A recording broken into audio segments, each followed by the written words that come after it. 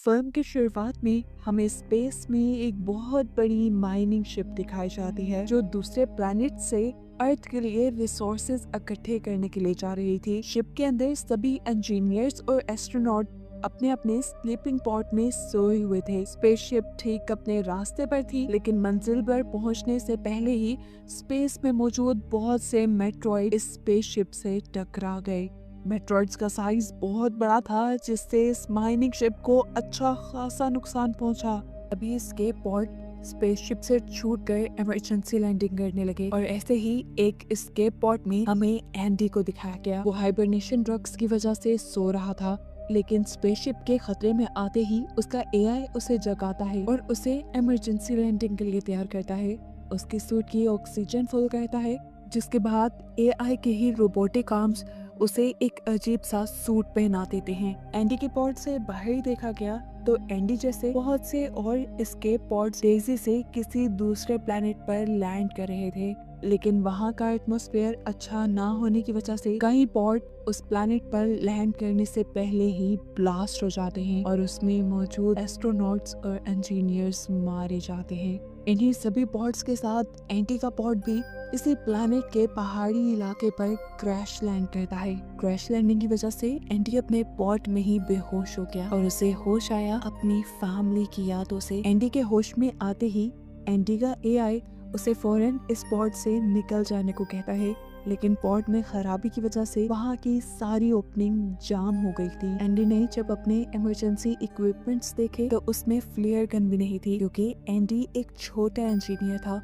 और उनकी कंपनी ने सभी फ्लेयर गन्स सीनियर्स को दी थी। वो अकल लड़ाता है यहाँ और अपने पास पड़ी हुई एक हथौड़ी टाइप किसी चीज से अपने पॉड की विंडो तोड़कर बाहर निकलने की कोशिश करता है, लेकिन खिड़की के टूटे हुए कांच ने उसके सूट को डैमेज करना शुरू कर दिया था, जिसमें से ऑक्सीजन बाहर निकलने लगी थी। और उसने अंदर आकर अपने सूट को सील किया और तभी उसके एआई ने उसे बताया कि तुम्हारा पॉड जलने लगा है, जान बचानी है तो जल्दी इसमें से बाहर निकलो। बिना एक भी मिनट जाया किए वो अब पॉड से बाहर निकल ही आया, जिसके बाद उसका पॉड तबाह हो गया और अचानक उसे आसमान में आग भी जलती हुई दिखाई दी। हवा में उड़ती हुई ये आग उसी की तबाह हुई स्पेसशिप थी जो इसी प्लैनेट पर आकर गिर जाती है। उसके गिरने की वजह से यहाँ पे एक बहुत बड़ा धमाका सुनाई देता है, जिसकी लहर ने एंडी को भी उठाकर कई किलोमीटर यहाँ से दूर फेंक दिया था। इस सब के बाद जब एंडी को होश आया तो एंडी ने अपने एआई से पूछा कि वो इस टाइम कहाँ है। उसका एआई बताता है कि वो एक अननोन जगह पर है,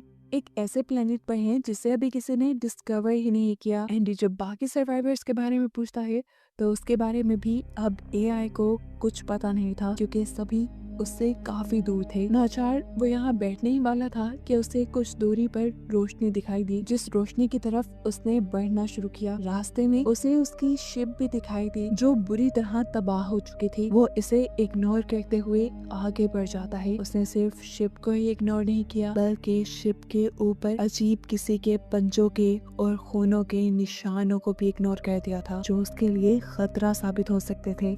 लाइट के पास पहुंचने पर उसकी खुशी का कोई ठिकाना ही नहीं था, क्योंकि वहां पर उसी के साथ का एक और सर्वाइवर मौजूद था, जो भी एंडी को जिंदा देखकर बहुत खुश होता है। अब इस एस्ट्रोनॉट का ख्याल था कि इन दोनों के अलावा कोई भी सर्वाइव नहीं कर पाया। डिवेन इनकी शिप के कम्युनिकेशन सेंटर में काम करता था और उसे अर्थ पे सिग्नल भेजना बहुत अच्छे से आते थे। उसने अर्थ पे सिग्नल भेजने के लिए यहाँ पर एक सेटअप भी लगा लिया था। वो एंडी को बताता है कि यहाँ से अर्थ तक एक पैगाम जाने में भी पूरे 8 माह लग जाएंगे और अर्थ से यहाँ तक कोई भी इमरजेंसी शिप आने के लिए पूरे 2 साल का वक्त लगेगा। लगभग 3 साल इन्हें यही रहकर सरवाइव करना होगा और फिर कहीं जाकर उम्मीद बनेगी वापस अर्थ पर जाने की। ये सुनकर एंडी तो बस उदास ही हो गया, क्योंकि उसे लग रहा था कि वो लोग नहीं जा पाएंगे वापस। तब डिवेन उसे हौसला देता है और कहता है कि अपने अंदर उम्मीद की किरण जलाए रखो, हम जरूर वापस जाएंगे। एंडी पूछता है हम सरवाइव कैसे करेंगे। जवाब में डिवेन कहता है जितने भी लोग यहाँ पर मरे हैं हम उनके गोश्त पे पूरे 3 साल तक जिंदा रह सकते हैं, क्योंकि यहाँ पर ठंड भी काफी ज्यादा है और ऐसे में डेड बॉडीज खराब भी नहीं होंगी। ना चाहते हुए भी एंडी को उसकी सारी बातें माननी पड़ती हैं। इनकी इन्हीं बातों के दौरान एंडी का पाँव एक वायर में फंसता है और वायर इक्विपमेंट से उतर जाते हैं, जिसे लगाने के लिए एंडी पीछे मुड़ जाता है। जब वो वायर लगा रहा था तो हमें देखने को मिला एक अजीब बड़ी सी क्रिएचर ने उसके साथी के ऊपर हमला करके वो उसे वहाँ से ले गया। और एंडी ने जब पीछे देखा तो उसका साथी कहीं भी नहीं था। वो कंफ्यूज हो गया कि आखिर इतनी जल्दी कोई गायब कैसे हो सकता है। वो तो चला गया था, लेकिन अब एंडी को तो अर्थ पर मैसेज भेजना था। वो ड्वेन के बताए हुए तरीके से उसकी मशीन इस्तेमाल करता है और अर्थ पर मैसेज भेज देता है। यहाँ से उसने ड्वेन की गन भी ले ली थी, क्योंकि आगे चलने पर ये इसके बहुत काम आने वाली थी।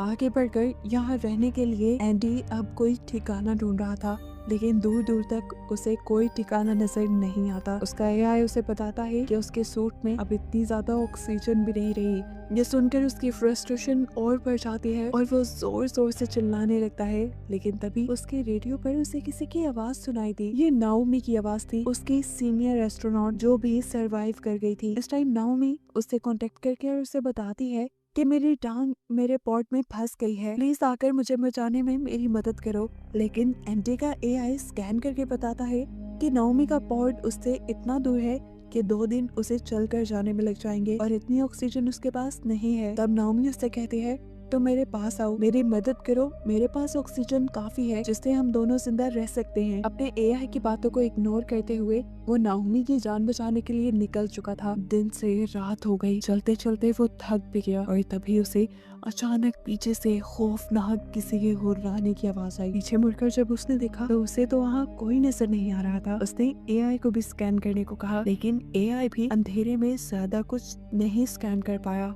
और एआई ने वजह बताई कि कंपनी ने जूनियर्स को पुराने मॉडल का एआई दिया था जो अंधेरे में ज्यादा स्कैनिंग नहीं कर सकते, और ये सब उन्होंने पैसा बचाने के लिए किया था। ये सुनकर एंडी को और शौक लगता है। एंडी को लग रहा था कि यहाँ कहीं कोई क्रिएचर है, लेकिन एंडी ने इसे अपना वहम समझा, क्योंकि कोई क्रिएचर अभी तक उसने अपनी आंखों से नहीं देखी थी। थोड़ी आगे बढ़ने पर उसे जमीन पे अजीबोगरीब होल दिखाई दिए जो किसी के पाँव के निशान लग रहे थे। इनका पीछा करते हुए वो आगे पहुंचा तो उसे एक बहुत बड़ा होल दिखाई दिया और वो समझ गया कि यहाँ पर मकड़ी की तरह की कोई क्रिएचर रहती है। और ये बात वो नाओमी को भी इन्फॉर्म कर देता है।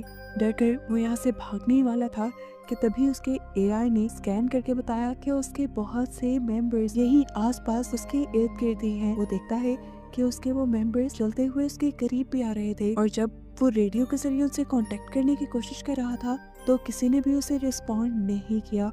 और वो समझ गया कि जरूर उसके सभी साथियों को इन स्पाइडर जैसे एलियंस ने हमला कर खा लिया होगा और उनके पेट के अंदर से ही ये सारे सिग्नल आ रहे हैं। अभी वो यही सब सोच रहा था कि उसे दोबारा से वही खौफनाक आवाजें अपने आसपास से सुनाई देने लगी, जैसे कोई क्रिएचर एलियन उसकी तरफ बढ़ रही हो। वो अपने हेलमेट की लाइट भी बंद कर देता है और वहीं छुप जाता है, लेकिन क्रिएचर शायद अभी भी उसे देख पा रही थी। वो उसकी तरफ बढ़ रही थी, जिससे बचने के लिए एंडी अपने हाथ में पकड़ी हुई फ्लेयर गन से उसके ऊपर हमला कर देता है। जहाँ रोशनी होने पर सारी क्रिएचर्स उसे देख लेती हैं और सभी उसके पीछे पड़ जाते हैं, और ऐसे उसे ये बात पता चल जाती है कि एलियंस रोशनी में उन्हें ज्यादा अच्छे से देख पाएंगे।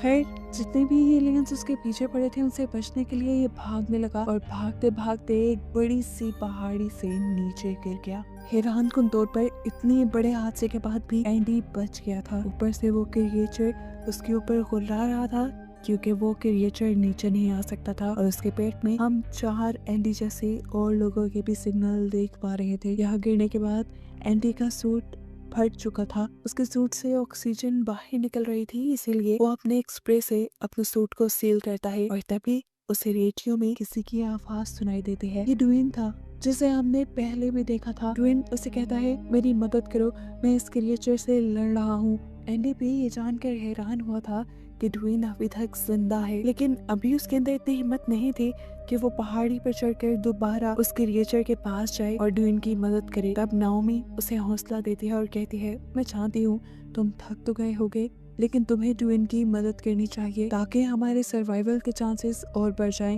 ये सोचकर और नाओमी की बात मानते हुए वो पहाड़ी के ऊपर चढ़ने लग जाता है। ऊपर पहाड़ी पर चढ़ने के बाद उसने देखा कि ड्वेन बड़ी बहादुरी से एक टाइम में दो क्रिएचर से लड़ा और फ्लेयर गन से उनके ऊपर हमला कर रहा था। उसने जैसे ही एंडी को देखा तो थोड़ा सा डिस्ट्रैक्ट हो गया और पीछे से आने वाली एक क्रिएचर ने उसे पकड़ कर मार डाला। जहाँ पर क्रिकेटर्स भी एंडी को देख चुके थे, वो लोग अब एंडी की तरफ उसे मारने के लिए बढ़ते हैं और एंडी को बचाने के लिए यहाँ नाओमी अपने एआई के जरिए बाकी सारे पॉड्स का एआई सिस्टम ऑन कर देती है, जिनसे उन सभी पॉड्स की लाइट ऑन हो जाती है और ये सारे की सारी क्रिएचर उन पॉड्स की तरफ डिस्ट्रैक्ट हो जाती हैं और ऐसे एंडी को भागने का मौका मिल जाता है। भागते हुए एंडी एक अजीब सी जगह पर आ गया था। ये जगह पहाड़ों के दरमियान बनी बेइंतहा खूबसूरत थी। यहाँ पर पर्पल कलर के जुगनू थे। कुछ देर के लिए तो एंडी इनकी खूबसूरती में खो गया। अचानक एक जुगनू आकर उसके हेलमेट पर बैठ गया। हेलमेट पर बैठते ही उस जुगनू का रंग लाल हो गया और ऐसे ही बहुत सारे जुगनू अब उसके सूट पर भी आकर बैठ गए। सूट पर बैठते ही इन सारे जुगनुओं ने उसके सूट को डैमेज करना शुरू कर दिया था, जिससे वो जान गया कि ये जुगनू भी खतरनाक हैं। इसीलिए फौरन इन जुगनुओं को अपने सूट से हटाते हुए वो यहाँ से भाग निकला। भागते हुए अब उसका पाँव एक अजीब से कीड़े में आ फंसा था। उसने देखा कि ये कोई गड़ा नहीं था बल्कि एक मॉन्स्टर ही था, एक बड़े से मुंह वाला मॉन्स्टर जो उसे पकड़ कर निकलने लगा। एंडी को बहुत बुरा लग रहा था। उसके पेट के अंदर उसकी पेट की चीजें देखकर एंडी को उल्टी भी आने वाली थी और घुटन भी हो रही थी। उसे हार्ट अटैक आने लगा। उसकी ये कंडीशन देखकर उसका एआई उसको फौरन ही करंट देता है, जिससे उसकी अपनी हालत भी बेहतर हो जाती है और उसके साथ साथ ये शौक इस एलियन क्रिएचर को भी लग जाता है, जिससे ये एलियन क्रिएचर एंडी को अपने मुंह से बाहर उलट और फाइनली एंडी इससे बच जाता है। एंडी को मुंह से बाहर निकालने के बाद ये क्रिएचर दोबारा उसके पीछे पड़ गया, जिससे बचने के लिए एंडी आगे की तरफ भागा। जो एक टनल बनी हुई थी उसे छुपने के लिए ठीक जगह लगी, लेकिन यहाँ आना भी उसका गलत साबित हुआ क्योंकि ये उन्हीं जुगनुओं की एक टनल थी जिनसे वो बचकर भाग रहा था और इन जुगनुओं ने दोबारा उसके सूट के ऊपर हमला कर दिया। सूट के फटने की वजह से उसके सूट की ऑक्सीजन भी लीक हो गई थी। ऑक्सीजन तेजी से डाउन हो रही थी। ये देखते हुए एंडी नाओमी से कहता है, शायद अब मैं तुम्हें बचाने नहीं आ सकता। मेरे पास जितनी ऑक्सीजन है मैं शिप तक ही वापस जा सकता हूँ और वहाँ जाकर मुझे उम्मीद है कि कोई एक आध पॉट तो मिल ही जाएगा जहाँ से मैं ऑक्सीजन रिफिल कर पाऊँ और अपनी जान बचा पाऊँ। ये सुनकर नाओमी कहती है, ठीक है तुम शिप तक ही चले जाओ, मैं अपना कोई जुगाड़ कर लूंगी। लेकिन एंडी जानता था कि वो अकेले नहीं बच पाएगी, इसीलिए वो अपनी जान खतरे में डालकर नाओमी को ही बचाने का सोचता है और तेजी से भागता है नाओमी की तरफ ताकि जल्द से जल्द वो नाओमी के पास पहुंच जाए। नाओमी के बहुत करीब पहुंचते ही उसकी ऑक्सीजन बिल्कुल कम हो गई थी, लेकिन फिर भी वो किसी तरह अपने आप को घसीटते हुए नाओमी तक पहुंच ही गया और नाओमी के पॉड पे आने के बाद वो बिल्कुल बेहोश होते हुए नीचे गिर। नाओमी फौरन अपने पॉड का दरवाजा खोलकर एंडी को अंदर ले लेती है और ऑक्सीजन मिलने पर एंडी को होश आ जाता है। यहाँ एंडी देखता है कि नाओमी का पाँव फंसा हुआ था, इसीलिए वो निकल नहीं पा रही थी। वो एंडी के पाँव को जब निकालने की कोशिश करता है तो एंडी को बहुत दर्द हुआ। यहाँ पे कोई ऐसी चीज भी नहीं थी जिससे ये लोग उसके पाँव को छुड़ा सकते। तब नाओमी की इमरजेंसी केस को खोलकर 2-4 चीजों को मिलाते हुए एंडी एक लीवर बनाता है और उसकी मदद से वो नाओमी की टांग को बाहर निकालने में कामयाब हो जाता है। इतना बुरा फंसने की वजह से उसकी टांग हल्की सी फ्रैक्चर हो गई थी, लेकिन ये तो शुक्र था कि उसकी जान बच गई। ये लोग अब अपने रिपेयरिंग स्प्रे और फ्लेयर गन को लेकर यहाँ से बाहर निकलते हैं। जहाँ बाहर निकलते ही बहुत सारे क्रिएचर्स ने उन्हें आसपास से घेर लिया था। उनसे बचने के लिए इन दोनों को यहाँ से भागना था, लेकिन नाओमी के तो पाँव में दर्द था। तब उसका एआई उसे एक हाई डोज मेडिसिन इंजेक्ट करता है जिससे उसे दर्द का एहसास ना हो और ये लोग भागते रहते हैं। इन्होंने अक्लमंदी ये दिखाई कि अपनी डायरेक्शन को शिप की तरफ रखा और आखिर ये लोग शिप के उस हिस्से तक पहुंच गए जो थोड़ा सा ठीक हालत में था। यहाँ पर नाओमी इसी तरह शिप के कंपार्टमेंट को खोलने की कोशिश करती है और थोड़ी देर में वो कामयाब भी हो जाती है। अब ये शिप के अंदर गए थे कि बहुत सारे क्रिएचर इनके पीछे आ गए और नाओमी ने फौरन शिप का दरवाजा बंद कर दिया, जिससे उस क्रिएचर का आधा जिस्म कट के रह गया। ये देखकर एंडी को उल्टी आने वाली थी, लेकिन उसने बहुत मुश्किल से अपने आप पर कंट्रोल पाया और आगे की तरफ बढ़ा। इन लोगों ने काफी देर बाद सुकून का सांस लिया था। इससे पहले कि यहाँ पर कुछ बातें कर पाते, इन्हें देखने को मिलता है कि इनकी इस स्पेसशिप के अंदर पहले से ही 1-2 क्रिएचर आकर बैठ गई थी जो अब इनके पीछे पड़ जाती हैं। इनसे बचने के लिए ये लोग जल्दी से एक और कैबिन में जाकर वहाँ का दरवाजा बंद कर लेते हैं और इन्हें पता चलता है कि यहाँ पर आकर तो इन्होंने सबसे बड़ी गलती कर दी, क्योंकि ये एक गैस चैम्बर था। बेबसी में एंडी दरवाजे को मारने लगा, लेकिन कि दरवाजा अब खुल नहीं रहा था। यहाँ फंसने के बाद इनके पास कोई और रास्ता नहीं था सिवाय इसके कि ये लोग आपस में ही एक दूसरे से बातें करें। नाओमी उससे कहती है, तुम इतने नाउम्मीद क्यों हो, हर वक्त मरने की बातें क्यों करते हो। जिस पर एंडी कहता है, मरना ही बेहतर है। नाओमी उससे कहती है, मैं जानती हूँ इसके पीछे कोई बहुत बड़ी वजह होगी। क्या तुम्हारी फैमिली? ये सुनकर वो उसे अपनी फैमिली की वीडियो दिखाता है। एक हैप्पी फैमिली थी उसकी वाइफ और बेटा उससे बहुत प्यार करते थे, लेकिन एक दिन उनका एक्सीडेंट हुआ जिसमें वो दोनों मारे गए और एंडी बच गया। एंडी उससे कहता है, वो सब मेरी ही गलती थी, मुझे मर जाना चाहिए था, लेकिन उनको नहीं। ये सुनकर नाओमी कहती है, जो होता है अच्छे के लिए ही होता है। ये लोग अब एक दूसरे को यहाँ पे गले लगाते हैं क्योंकि इन्हें लग रहा था कि ये इनकी जिंदगी के आखिरी लम्हे हैं। लेकिन तभी नाओमी नोटिस करती है कि एंडी के सूट पर वो जुगनू थे जो पहले भी उसके सूट पर हमला कर रहे थे। वो इन जुगनू को उठाती है और अपने दरवाजे पे फेंकते हैं, जिससे ये जुगनू दरवाजे के साथ साथ दरवाजे के पीछे खड़े एलियन के ऊपर भी हमला कर देते हैं, जो एलियन बार बार इस दरवाजे को तोड़ने की कोशिश कर रहा था। अब दरवाजा खुल चुका था, इन्हें यहाँ से बचने के लिए कहीं और भागना था। ये लोग जब बाहर की तरफ भागे तो एक और क्रिएचर इनके पीछे पड़ गई। इससे ये लोग कैसे जान छुड़वाते। तब नाओमी को एक आइडिया आता है। वो कहती है कि हम लोग इसे एस्केप पॉड के नीचे ले जाकर मार देंगे, लेकिन इमरजेंसी एस्केप पॉड के छूटने में भी 15 मिनट लग जाते थे। इसीलिए ये लोग प्लान बनाते हैं और एंडी डिसाइड करता है पहले एस्केप पॉड तक पहुंचने का। एस्केप पॉड स्पेसशिप के निचले हिस्से में था और वहां तक जाने के लिए इन्हें काफी टाइम लग जाता, लेकिन जब ये देखते हैं कि वो क्रिएचर इनके पीछे है तो ये दोनों बिना डरे जंप कर देते हैं और वो क्रिएचर भी अपने बड़े बड़े पाँव स्पेसशिप में फंसाते हुए इनके पीछे आ जाती है। एंडी एस्केप पॉड में बैठकर उसे ऑन करने की कोशिश करता है, जबकि नाओमी अपने आप को एक ट्रैप के अट्रैक्शन की तरह बनाकर क्रिएचर को अपने पीछे लगाते हुए उस एस्केप पॉड तक लेकर आती है, जिसमें एंडी उसे रिलीज करने के लिए बैठा था। क्रिएचर के ठीक एस्केप पॉड के नीचे आते ही एंडी के एस्केप पॉड भी रिलीज हो जाता है और फाइनली इनकी जान उस क्रिएचर से बच जाती है। एस्केप पॉड के नीचे गिरने की वजह से ऊपर एक बहुत बड़ा शॉक लगा था। हमें पता चला था कि इस एस्केप पॉड में इतनी एनर्जी नहीं थी कि वो रिलीज कर पाए। उसको एनर्जी देने के लिए एंडी ने अपने सूट की सारी एनर्जी यूज कर ली, जिसके नतीजे में अब वो मारा गया था। उसने सैक्रिफाइस नाओमी को बचाने के लिए दिया था। नाओमी ये बात समझ गई थी। उसे मरा हुआ देखकर वो यहाँ फूट फूट के रोने लगी, लेकिन अगले ही सेकंड एंडी ने आंखें खोल दी और यहाँ रिवील हुआ कि एंडी मरा नहीं था, वो सिर्फ बेहोश हुआ था। उसे जिंदा देखकर नाओमी की जान में जान आती है। ये लोग इस टाइम इतने इमोशनल थे कि एक दूसरे से कुछ भी नहीं कह पाए।